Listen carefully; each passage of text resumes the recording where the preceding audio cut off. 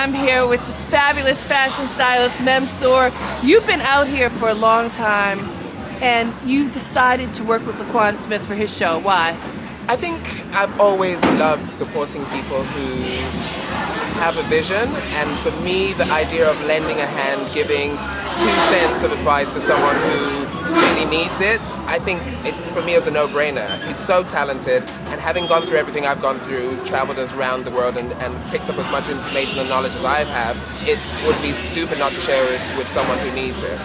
And Laquan is a young man. This is his 4th season showing during Fashion Week, and he really has evolved. What could you say about the clothes? You've been hands-on with them. Been hands-on. I think that what I've loved most about Laquan's evolution has been that he really started with ideas, but a lot of his clothes were rooted in fantasy, and you had miraculous ideas and miraculous construction, but when it came down to hanging in a showroom or hanging on a rack, they weren't clothes that a real woman could wear.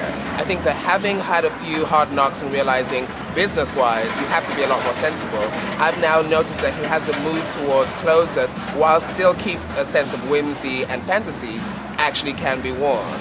Everything on that runway, with the exception of 1 or 2 pieces that aren't lined at the moment and that happen to be see-through, with a lining they are miraculously transformed and are wearable, sellable pieces. So I think the knowledge has been the biggest change. I would agree with you. I remember his first show where Andre Leon Talley was in support of him. Yeah. Diane von Furstenberg came. Everybody was excited. We're excited. And we didn't quite know what to do with the clothes. Yes. We knew that he was a star in the making. Yes. So I think that for me, what I've done here, and I think I definitely want to make sure it's not oversold, I'm not necessarily the stylist. I just come in with a more sort of practical eye and a more sort of experienced eye. And if someone had done that with that second collection and said, where are your skirts? Where are your jackets? Does this girl not wear pants? She doesn't like them? And that's all I do. I'm like, hey, what is this girl going to wear this jacket with? What is this? You're wearing a see-through bra top, but the sensible girl wants a jacket to go with that skirt, and she can ignore the see-through bra top as a showpiece. But there might be a girl who wants to wear that. So the idea that his client vacillates from someone who's more outgoing showgirl to a more sort of orthodox Jewish lady who loves the coats, I think shows his range, and it just shows that his clothes can appeal to a wide range of people.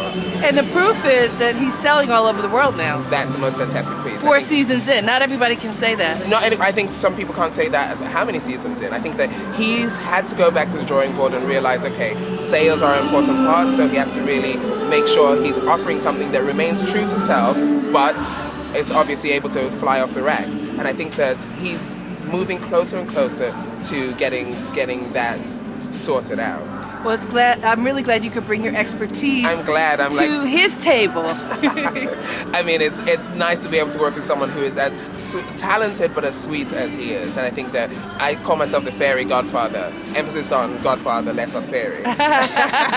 There you go. Thank you, Memsor. Here's another of my fairy gotcha.